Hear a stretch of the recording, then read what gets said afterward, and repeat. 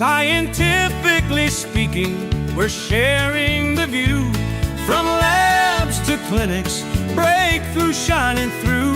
With minds that inspire and stories to unfold. Scientifically speaking, the future's being told.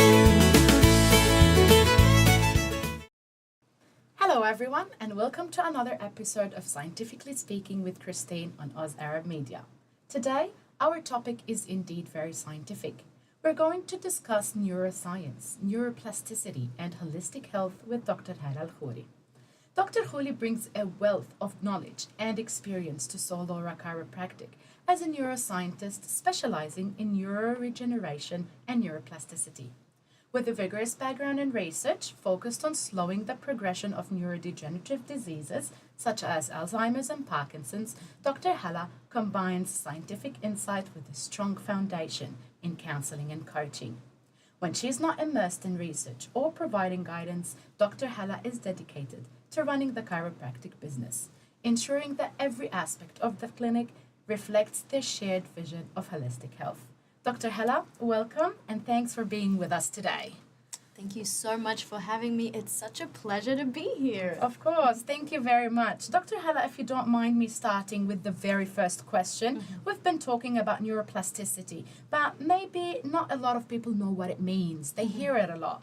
Can you please explain in simple terms what it means and why is it so important? Now, have you ever heard the concept where people have said, you can't teach an old dog new tricks? Neuroplasticity is all about trumping that idea. Neuroplasticity is the process where you can create new connections and pathways in your brain.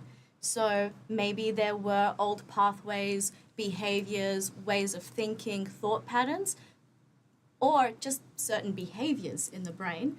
And neuroplasticity is the act of creating new connections to form new pathways and new behaviors.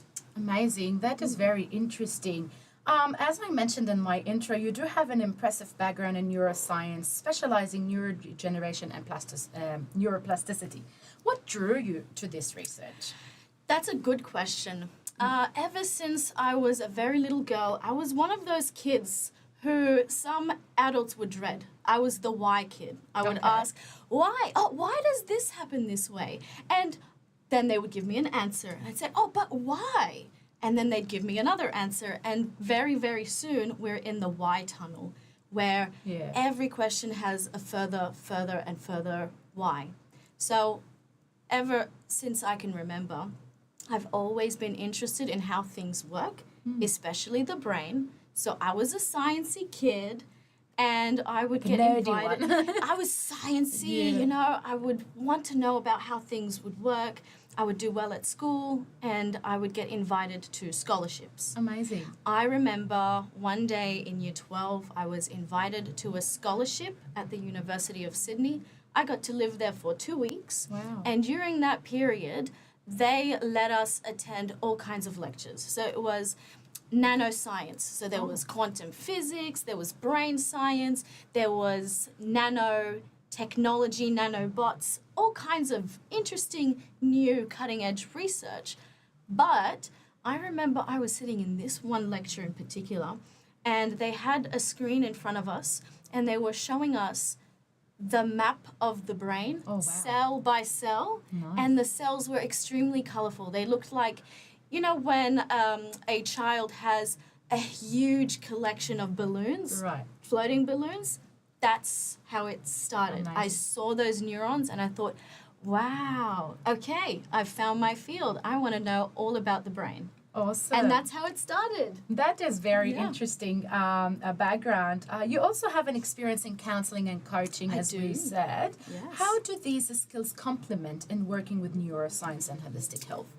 Well, I don't know. Have you ever noticed, I don't know about you, but I have noticed that sometimes when you talk to a scientist, someone who's got a PhD, they're very, very focused in on this one tiny little thing.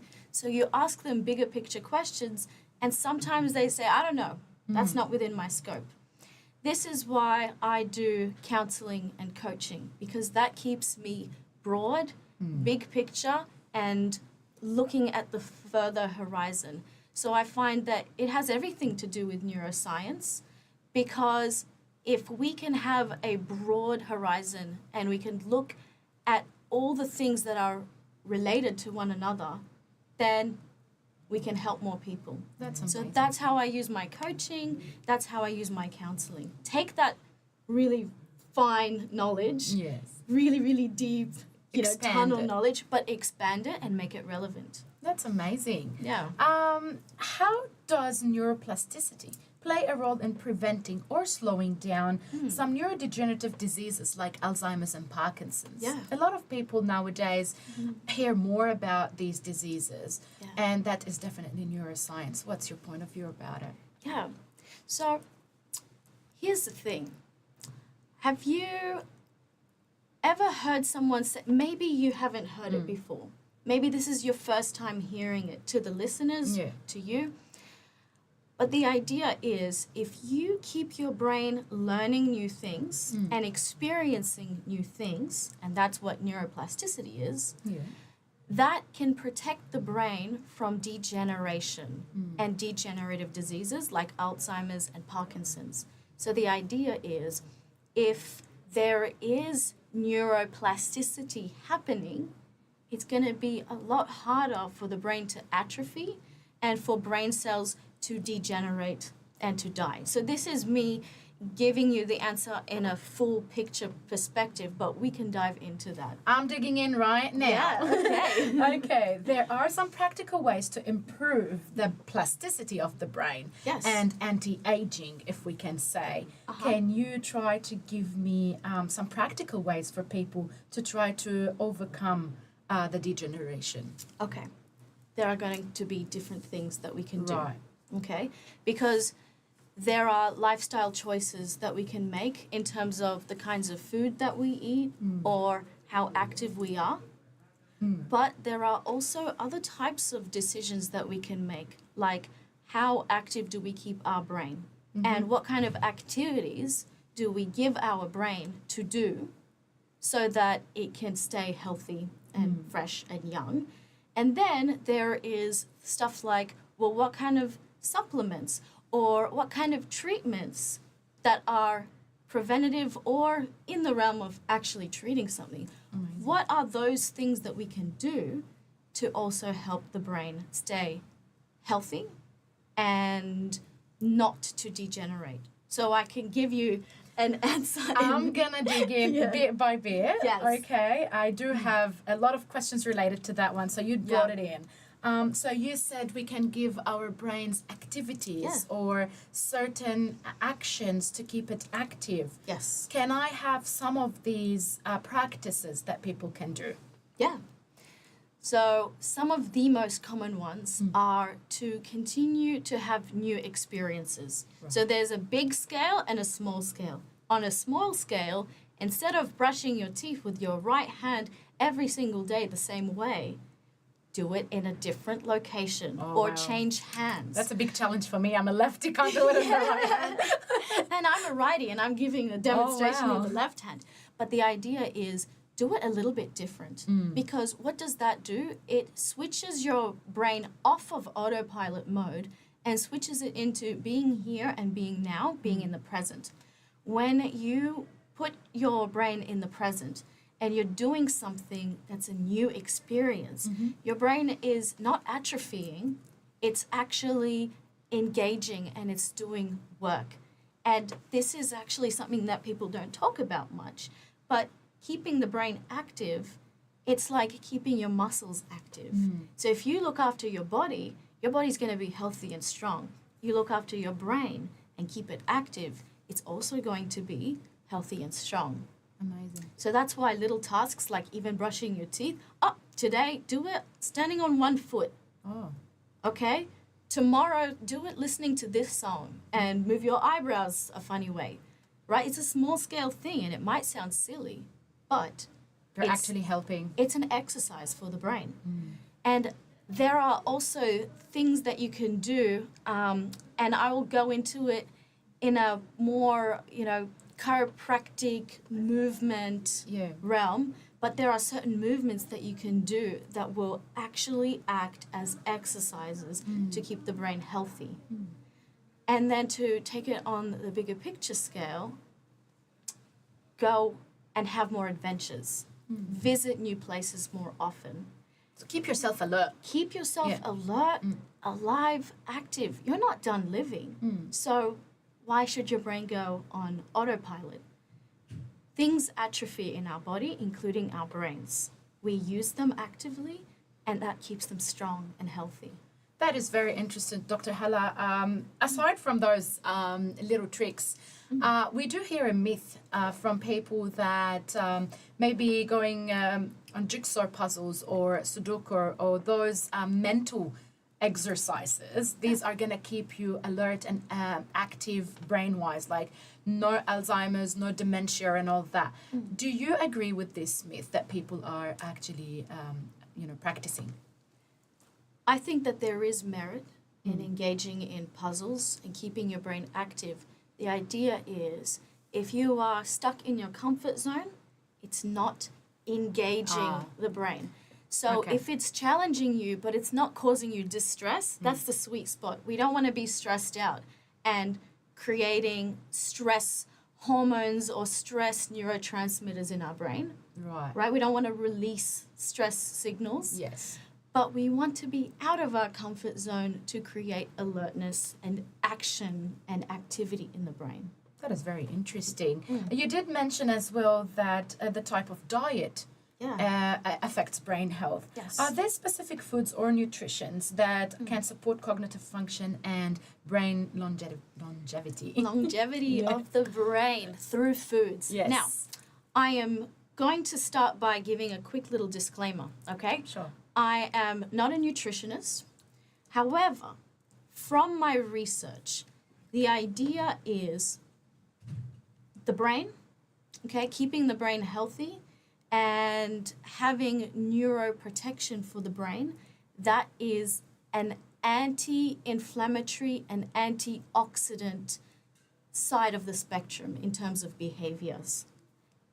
So our cells, the way that they behave, they are not in inflammation and they are not in oxidative stress. So that means that to put our brain onto the neuroprotection side of the spectrum, we want anti-inflammatory type foods and antioxidative, so antioxidants types of foods. So examples of that are like berries and vitamin-rich foods, foods that have also strong omegas and healthy fatty acids, because those support and protect the brain, keep it out of inflammation. And so we would want to be avoiding things like excessive sugar, because sugar is an inflammatory type of food and it can create a type of oxidative stress in our bodies. Okay? And certain types of foods that are highly processed, which our body doesn't know what to do, and that can cause distress in the brain and in the blood that is being supplied to the brain. So again, with that disclaimer, I'm not going to give you the nutrition diet plan, but the idea is go for antioxidant, nutrient-rich foods that are anti-inflammatory and avoid the types of foods that cause spike or metabolic problems, because that is what causes neurodegeneration. That is very interesting. Thanks for all this information, Doctor. I'm going to focus more a little bit on Alzheimer's and Parkinson's because it's the community is concerned somehow. What are some early signs of those diseases that we should be aware of? Yeah, that's a good question. I'm going to start by answering it from a research perspective of what we know about Alzheimer's and Parkinson's and other forms of dementia, is that sometimes you don't get signs and symptoms right away. Sometimes your brain is experiencing atrophy and it is experiencing the challenges. And once we start to see the symptoms, by then we've already lost a lot of cells. So I can list signs and symptoms, I can, but I feel like I actually need to start by saying, don't wait for signs and symptoms. Okay. That is more important. We don't wait for signs and symptoms. So what do we do? So what do is we support our brains. Okay. And we'll go through all of those things that we need to do to support our Right. brains. And we've already, the good news is we've already started talking about those things. Yes. And that's amazing. Now, let's say that someone has never heard about Alzheimer's and Parkinson's before, and they are noticing signs and symptoms. What are examples of those? A lot of common ones are getting a little bit more lost in certain places. This is especially for Alzheimer's. Okay, Alzheimer's and Parkinson's are different types of conditions. Alzheimer's really has to do with the parts of our brain that form memories and help us navigate from place to place, because that same part of the brain is responsible for both things, forming memories and retaining them, Okay. but also finding our way around. So memory loss, really. Memory loss, but also getting confused with directions Okay. and having a hard time knowing where we are in space. Okay? That's very So interesting. it could be, oh, I'm trying to also find a word for this thing, this computer, and not being able to find the words for it. Okay. Okay? Losing your dictionary. Losing, kind of, yeah. yes, losing your dictionary a little bit, or what it's used for. But by that time, it's a little bit more progressed. Right. But the more earlier signs, if we're looking for earlier ones, Yeah. is not being able to form new memories as well. Like not remembering a conversation that you had with a loved one last week and having that conversation all over again. That is very interesting because I wanted to dig in, maybe we'll do that later, dig into the stress, because not every person, in my opinion, who is stressful has Alzheimer's. Yes. I'm sure we'll talk about that soon. Just while we're talking about Alzheimer's and Parkinson's and these degenerative diseases, we mostly know they are genetic, right? Yes. But what are the biggest risk factors apart from genetics that these conditions, are there, and how can we reduce them? I think we did mention about reduction. Yes. But what are the risk factors mainly? Yeah. Well, you mentioned Yeah. a really, really powerful keyword here, which is stress. Yes. Because there are different types of stresses to the body. Yes. We can actually experience emotional stress.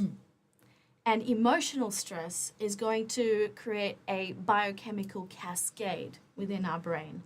And that can create a stressful environment for the cells. So that's one form of stress. Right. Okay, so emotional. Stress. Then there is biochemical stresses, like the kinds of foods that we eat.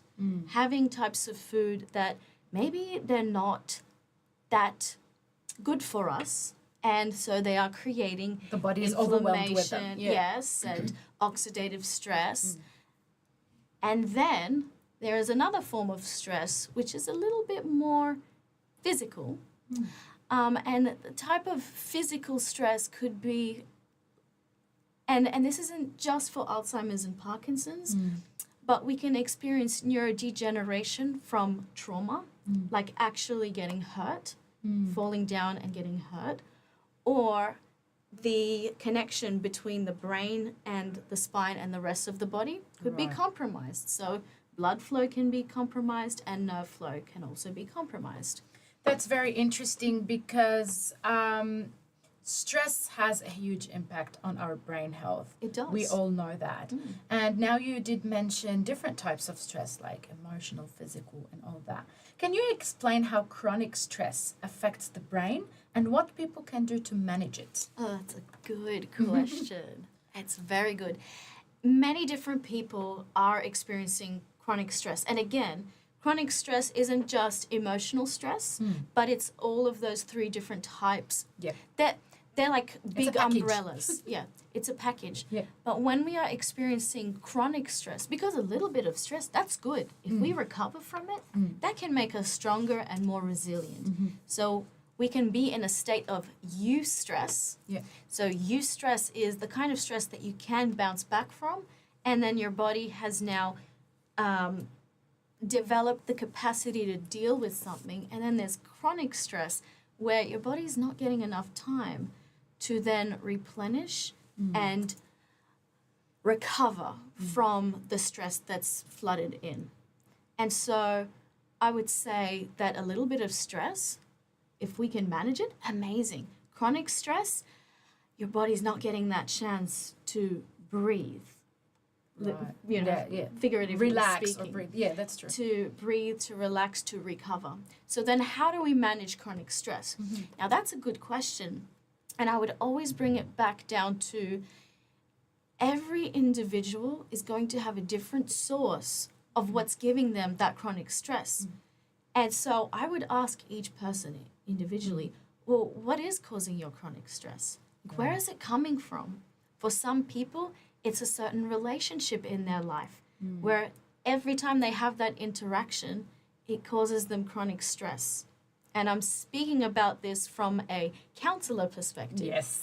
Or someone else can experience chronic stress because they might not know that a certain type of foods is not good for them. So they keep re-engaging with that food, having it again. And their body's constantly being bombarded with this stressor type food. They're not getting the chance to recover. Right. So really they need to know what's the trigger so that they can avoid it, in So that simple they can words. avoid it, Right. give their body a chance to recuperate from it. Right. I do want to add something, and I course. think it's probably should have been mentioned Okay. earlier on. Yeah.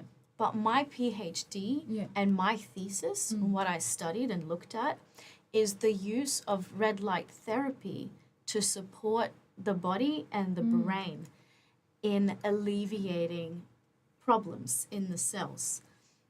And that is a really, really powerful tool. And this is what my PhD was on. Okay.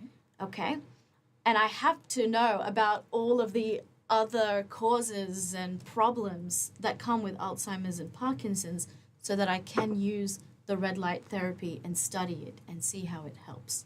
But that is an easy and cost-effective way to help support the brain and to help it recover from oxidative stress, inflammation, and chronic stress or byproducts of chronic stress. So you're saying that this red light is a remedy, kind of, it's from the chronic stress and the inflammation that our brain is causing and degenerating for. And to put it more specifically, I'm not going to say that the red light is there to replace medication Right. or anything like that, but what it does is our cells in our bodies have, so your eyes aren't the only things that can see photons and that can detect light. Okay. We also have photo acceptors in all of our cells in our bodies. And those photo acceptors in our cells receive the red light, because the red light can penetrate through the skin Yep. because of its wavelength. Yep. And then it sets off cellular signaling pathways that help that cell get out of inflammation and out of stress and into, let's say we're talking about the brain, neuroprotection. So transcription factors in the cell that gives it the ability to protect itself. Wow. It also makes the cell make more energy, more ATP. What happens to your cell if it's given a boost and it's able to do what it was trying to do, Yeah. right? It helps that cell to regain and recover. That is very amazing and very interesting, but I think we will need one full episode on We will. This type of light and talk more about it. Yeah. And so does so many other, topics that we have today. We're trying today just to give a little awareness or an idea of, some neuroscience. What is really neuroscience? It's just not a word in a book. It's really our Parkinson's, our dementia, our Alzheimer's, and a lot more to go. Yeah. So we will definitely touch that again. But in your experience, Dr. Hala, how important is the mind and body connection when it comes to healing and overall health? I can answer this question from different perspectives, but as Dr. Hala, who also is a counselor, who also works with a chiropractic husband, Yes. and who also talks a lot about mind, body, and health, I would say to you it's very, very important. Yes. And the thing is, it's not just about numbers and it's not just about protocols, but our intention is very important in what we do, because on all layers then we're doing the right things, but our body and our mind are connected, and every part of us is sharing that same goal to be healthy, to have a protected brain, and to feel well. If all of those things are working together, then there is flow. If mind, body, and connection wasn't there, there would be a part of you that's driving towards that goal and another part of you that's Going another way. giving you drag and slowing you down. Right. Now the important question that I'm sure our listeners are asking for: how can you help this body and brain work together? So for someone who is trying to improve both their mental and physical well-being, what are some small but impactful changes that they can make? That's a really good question. You ask lots of good questions, I am the why in your textbooks, Dr. which is why I'm so happy to be here. Oh, But let's talk small and simple. yeah. So how do you support mind and body connections? That's basically your question, but Yeah. the idea is our breath. So using our breath and bringing ourselves back into our body, so having awareness, is a very simple but easy and quick way to get back into body and mind connection. So I'll tell you 2 ways. Yep. Okay? Way number 1 is place your hand on your heart and place your other hand kind of at your lower abdomen. Okay? So for a woman in the womb space. Okay? And what you're going to do is you're going to take deep breaths and feel your heartbeat with this hand, and with the other hand, take such deep breaths that it's not just your shoulders that are moving up and down, but it's actually also expanding your belly. And take 10 deep breaths, just like that. Very simple, but a very quick way to bring back mind and body connection. And then just to take it up another little notch so that you can be fully in your integrated body and mind connection, you're going to use senses. So look for 5 things that your senses can help you anchor with. So what do you see around you? So start with your eyes. What do you see around you? And then with your nose, you take in the deep breath. What do you smell around you?